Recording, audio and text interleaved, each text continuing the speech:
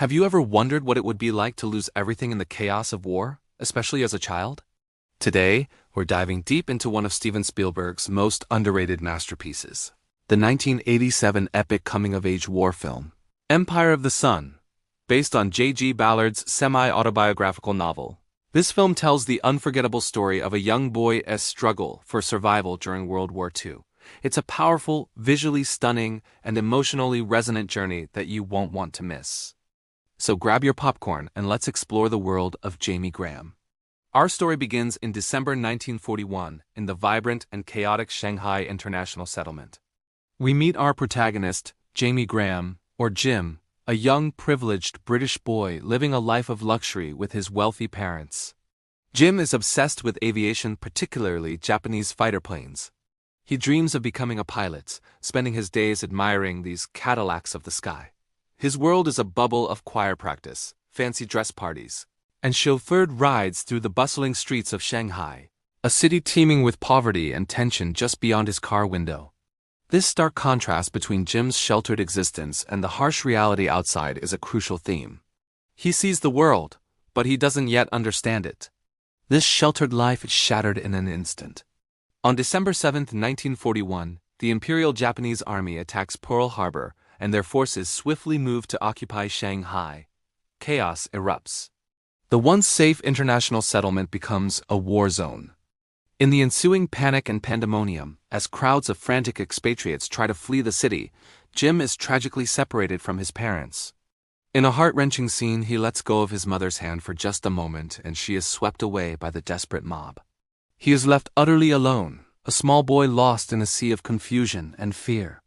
Now on his own, Jim returns to his family's grand, empty house, clinging to the hope that his parents will return. He survives for a while on the remaining food, but soon, desperation sets in. The once beautiful home is looted, and the illusion of his old life is completely dismantled. Forced onto the streets, Jim must learn to survive. He witnesses firsthand the brutality of the occupation and the desperation of the people. This is where his real education begins, not in a classroom, but in the unforgiving school of war. He attempts to surrender to Japanese soldiers, believing they will care for him, but they dismiss him. He is just another mouth to feed. This is when he meets two American expatriates, Basie and Frank. Basie, played by a young John Malkovich, is a cynical, charismatic, and opportunistic hustler. He's a merchant sailor who survives by his wits, and he sees Jim not as a child to be protected, but as a potential asset. Basie takes Jim under his wing, but it's a harsh and pragmatic mentorship. He teaches Jim the art of survival, the importance of scavenging, and the cold, hard currency of favors and bartering. For the first time, Jim has to work for his food to earn his place. He learns that in this new world, sentiment is a luxury he can no longer afford. Basie and Frank try to sell Jim's belongings, and later, they even try to sell Jim himself. Their journey leads them to the Lunghua Civilian Assembly Center, a prison camp for Allied civilians.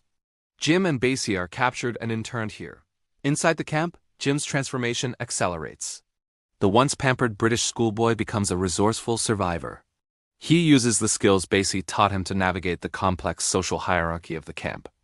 He runs errands, trades goods, and builds a network of contacts, including the camp's doctor, Dr. Rollins. Dr. Rollins becomes a sort of father figure to Jim, trying to preserve some semblance of the boy's education and innocence. He encourages Jim to read and learn, reminding him of the world that existed before the war. But Jim is more focused on the practicalities of day-to-day survival. He develops a complex relationship with the Japanese soldiers guarding the camp, particularly a young teenage pilot he idolizes. His love for airplanes hasn't faded. In fact, it's a source of wonder and a strange connection to his captors. He even befriends a young Japanese boy who shares his passion for flight. One of the most iconic and powerful scenes in the movie is when Jim stands on the roof of a camp building, saluting the Japanese pilots as they take off from the adjacent airfield. He sings a Welsh lullaby, Suo Gan, a song from his past life in the choir. It's a moment of pure, unadulterated awe, a boy's passion for flight transcending the lines of war and enmity. He doesn't see them as the enemy. He sees them as glorious pilots, fulfilling the dream he once had. This scene perfectly encapsulates Jim's conflicted loyalties and his struggle to make sense of the adult world. Years pass. It's now 1945. Jim has grown from a boy into a hardened young teenager. The war is nearing its end, and conditions in the camp have become dire. Food is scarce, and sickness is rampant. The prisoners are weak and emaciated. Jim, however, has become the master of his small universe, a savvy operator who knows every nook and cranny of the camp. His mentor, Basie, has become a camp legend, a mythical figure who is rumored to be planning an escape, but he remains a selfish survivor at his core. The end of the war brings not immediate relief, but more chaos. As the American forces advance, the prisoners are forced to march out of the camp towards a stadium. This death march is brutal. Many prisoners, already weakened by years of malnutrition, collapse and die along the way. During this march, Jim witnesses the atomic bomb flash over the horizon at Nagasaki, hundreds of miles away. He describes it as God taking a photograph. For a moment, he believes it's the soul of a dying friend ascending to heaven, a child's attempt to process an unimaginable horror.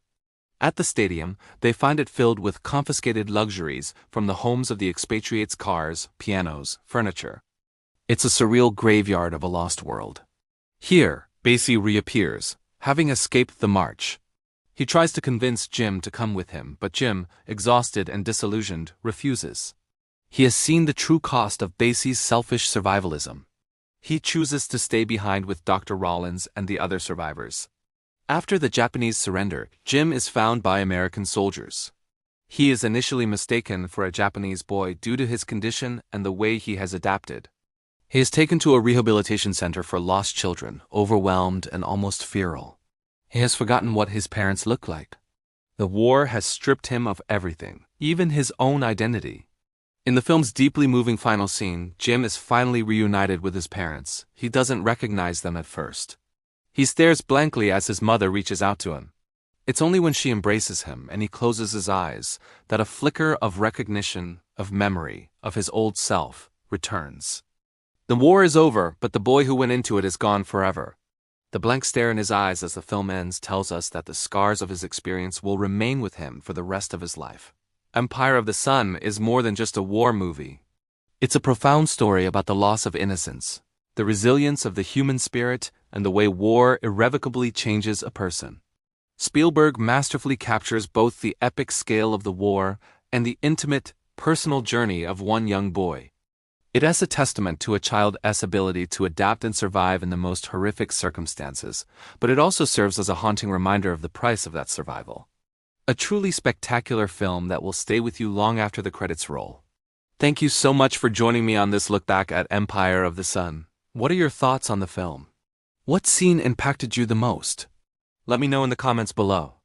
And if you enjoyed this video, don't forget to hit that like button, subscribe, and turn on notifications so you don't miss our next cinematic deep dive. Thanks for watching, and see you in the next one.